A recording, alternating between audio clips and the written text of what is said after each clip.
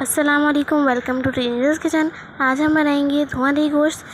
इस रेसिपी से आप 3 से 4 रेसिपी बना सकते हैं। वो कैसे, वो हम आपको बाद में बताएंगे। तो चलिए सबसे पहले रेसिपी शुरू करते हैं।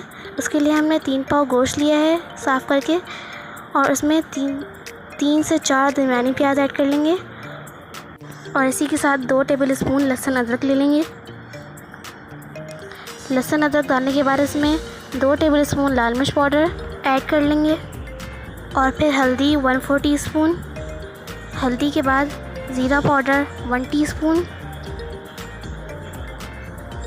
धनिया पाउडर 1/2 टेबल स्पून,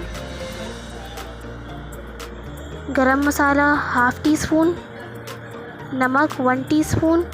उसके बाद हमने सरसों का तेल 1 कप लिया है, और उसको गरम करके उसकी स्मेल निकाल लेंगे और फिर उसमें डाल देंगे। और उसके बाद हमने पानी 1 जग लिया है।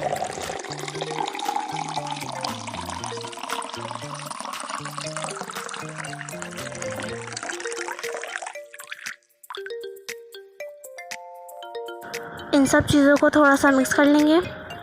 मिक्स करने के बाद हम इसको ढक कर रख देंगे ताकि गोश्त जो है हमारा अच्छे तरीके से गल जाए। जब गल जाएगा फिर हम आपसे मिलते हैं।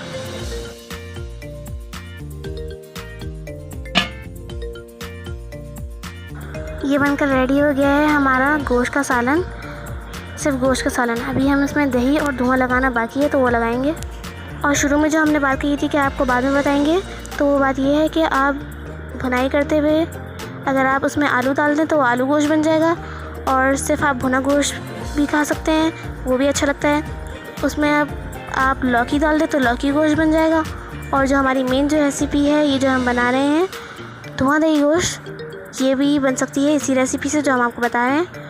तो आप इसे 3 से 4 रेसिपीज़ बना सकते हैं ईज़िली। बस हमने दही तो ऐड कर ली है। उसके बाद हम इसमें प्याज ऐड कर रहे हैं। प्याज का भी मज़ा है, इसमें बहुत अच्छा लगता है दही के साथ, और ये जो सालन है इसमें बहुत अच्छा लगता है।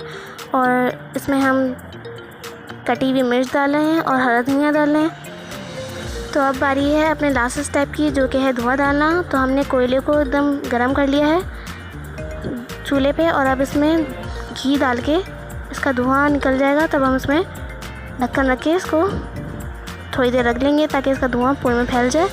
और इस रेसिपीज़ में आप 2 मज़े ले सकते हैं, क्योंकि धुएं की वजह से बारबेक्यू का टेस्ट आएगा, और वैसे तो ये सालन है।